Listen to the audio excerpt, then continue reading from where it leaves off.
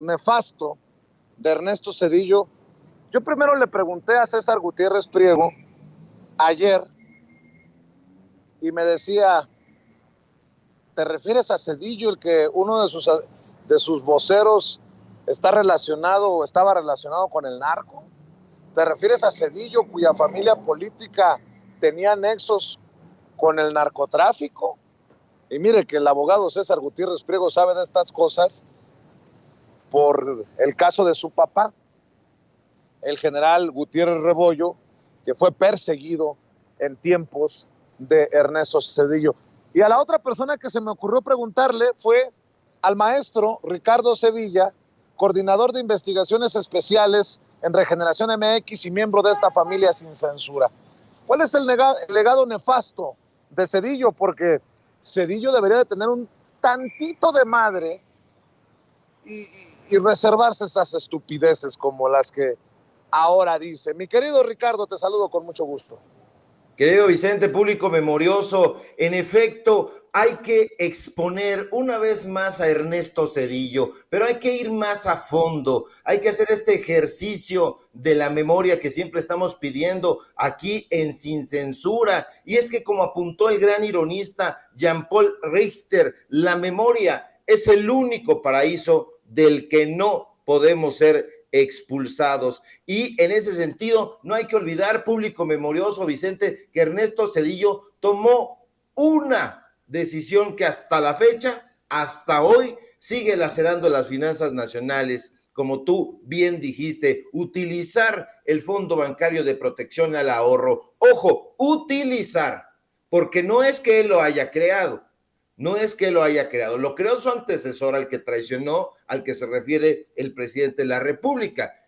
Salinas fue el que creó el Fondo Bancario de Protección al Ahorro, el FOBAPROA, y lo utilizó Ernesto Zedillo. Y es que el FOBAPROA, digámoslo sin eufemismos, querido público memorioso, fue un enorme fraude donde los dueños de los bancos, las aseguradoras y fondos de inversión quebraron y fueron rescatados por el Estado mexicano por órdenes de Zedillo, a quien en aquella época, en una revista ya desaparecida, pero que en su momento me prestó varios volúmenes el propio Carlos Monsiváis, que era el Chagüistre, le apodaban Zedillín Coyoyayo. Y en efecto, este tipo no contábamos con su astucia, porque es el responsable de ese robo monumental que fue el FOBAPROA. Y Ernesto Zedillo, en pleno apogeo neoliberal, endeudó al pueblo mexicano con una cantidad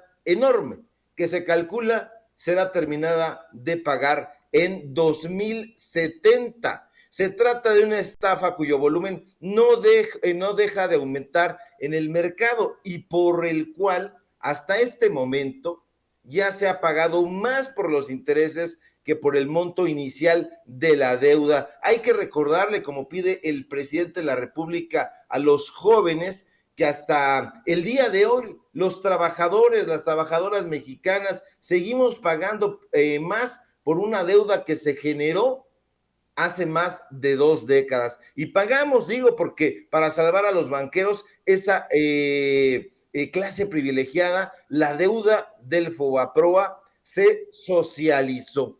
Y se los digo en datos duros, público memorioso, ya ven que así es como me gusta hablar. 20 años después, los intereses que estamos pagando por el ROBAPROA rebasan 1.4 billones de pesos. Solo para este año, los intereses exigen que se les destine un presupuesto similar al de la Secretaría de Marina o a la Secretaría de Energía, y eso solo para el pago de recargos y costos de administración. Pero eso, Vicente, público, no lo analizarán nunca en los medios de comunicación corporativos. De eso No hablarán los voceros títere de Televisa, de TV Azteca, ni de Imagen. Pero nosotros sí, público memorioso, hay que revisar, por ejemplo, los datos de la Secretaría de Hacienda y Crédito Público. Están ahí, están disponibles y esos datos nos muestran que hasta julio del año pasado, los requerimientos del programa de apoyo a deudores y los pasivos del llamado Instituto para la Protección al Ahorro Bancario, el IPAB, que es el mecanismo a través del cual la deuda del sistema bancario se absorbió como obligaciones soberanas, sumaron 1,021,471 millones de pesos, hablando a precios actuales, un saldo por arriba de los 704,918 millones que representaban en diciembre de 2000, año en que, por cierto, entró el botarate de Vicente Fox a la presidencia. ¿Y quién fue el orquestador de esa obra siniestra? Zedillo. Y es importante que los jóvenes lo sepan. Es importante también hacer ese viaje necesario hacia el pasado para no repetir los errores que llevaron a esa clase de hecatombes. Ni Ciro, ni Loret, ni López Dóriga, y mucho menos el inepto de Chumel Torres le han dicho al pueblo mexicano que los trabajadores y contribuyentes menores de 30 años tienen enfrente toda su vida laboral para pagar el saldo del rescate bancario lacrado como deuda pública en aquel fatídico 12 de diciembre del 88, cuando muchos de ellos no habían ni siquiera nacido. Pero eso no es todo. En ese momento, ¿quién creen que era el líder de la supuesta oposición? Y que no se ha dicho, pero que hay que tuitearlo y retuitearlo. ¿Quién creen que simuló un debate en la Cámara de Diputados? Felipe Calderón.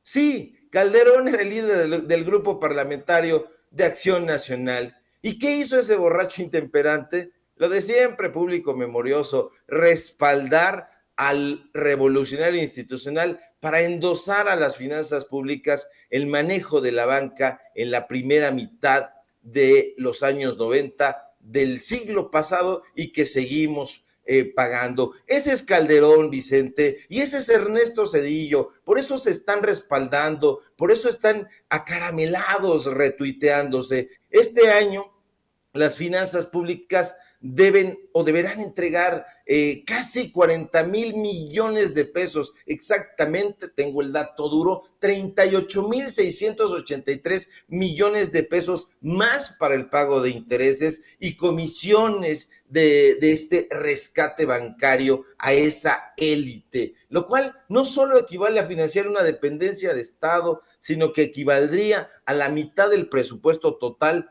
para la construcción del Aeropuerto Internacional Felipe Ángeles, ese que tanto critica a los medios de comunicación corporativos, implicaría aumentar 6 veces más la inversión para las secretarías de salud este 2022. ¿Y quién fue el arquitecto de esa trastada? Zedillo. ¿Cómo olvidarlo, Vicente? ¿Cómo olvidarlo, público memorioso? Y eso solo por hablar del Fobaproa, pero habría también que hablar en su momento y bien detenidamente con datos duros sobre la masacre de Acteal, sobre la venta de ferrocarriles nacionales de México. Y ahí también estuvo Ernesto Zedillo Ponce de León, el economista, el Cedillín Coyoyayo, este personaje que ahora sí, sí sirve como estandarte para el borracho de Felipe Calderón. Siempre fueron cuates, querido público memorioso Vicente, que no nos extrañe que se estén retuiteando.